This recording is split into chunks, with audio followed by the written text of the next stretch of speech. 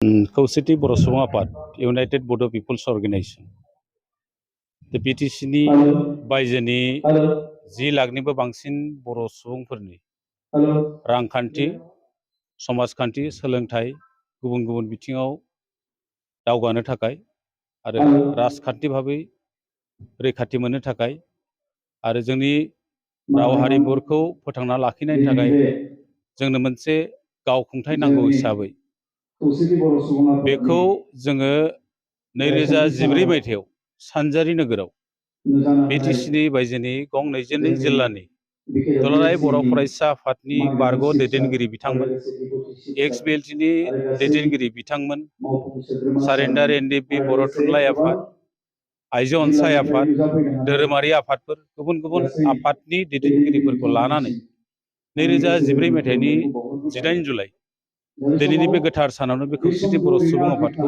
दानाय जादोंमोन। दानाय लोगो लोगोनो बे आफादा जिहेतु जोंनि आगुनि बिएसि आरो बिटिसि सुक्ति बे सुक्ति मोननैयाव बिटिसिनि बायजोनि बर'फोरनि जितु राजखान्थि भाबै रैखाथि मोननाय गुबुन गुबुन बिथिङाव दावगानायनि थाखाय जेबो आग-भाग लानो हायाखैमोन।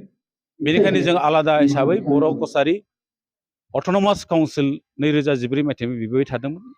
बेखौ थांनाय दाख्लैसो जालांनाय दुलाराय बर' फरायसा आफाद एनडिएफबिनि मोनब्रै फ्रेक्सन आरो जोंनि खौसेथि बर' सुबुं आफाद जथायै 2020 मायथाइनि 27 जानुवारियाव जितु सुक्ति जालांबाय बे सुक्ति मथै जोङो मोनसे गावखुंथाय मोनबाय आरो बे गावखुंथाय मोननायनि बादैबो दिनै जोंहा बिटिसिनि बायजोआव गोबां जेंनाफोर थाबावबाय। बे जेंनाफोरखौ जोङो माहारियारि आफादफोरजों ज' थानानै बोरैहाय सुस्रांलायनो हायो बेनि थाखाय खौसेथि बर' सुबुं आफादा गासैबो माहारियारि आफादफोरजों थाफानानै जयै खामानि मावनो थियारि। जेरै सनितपुर जिल्लानि आरो बिश्वनाथनि जितु समस्या बे समस्याया जोबोद कमप्लेक्सिटि पलिटिकेलि जोबोद मेले जाना थाबाय गुलाय गुजाय जाना थाबाय आरो कार्बि आंलंनि माखासे इसुफोर थाबाय। बे इसुफ्राबो दिनै मोननै सुक्तियाव जायगा मोनदोंब्लाबो बे सुक्तिया दिनैसिम सुस्रांजायाखै। जों आसा फारिदों आसामावबो आरो भारत सरकारावबो जिहेतु मोननै माबायावबो जिहेतु बिजेपि सोरखार आरो काउन्सिलफोरावबो गासैबो एलायन्सआव दङ।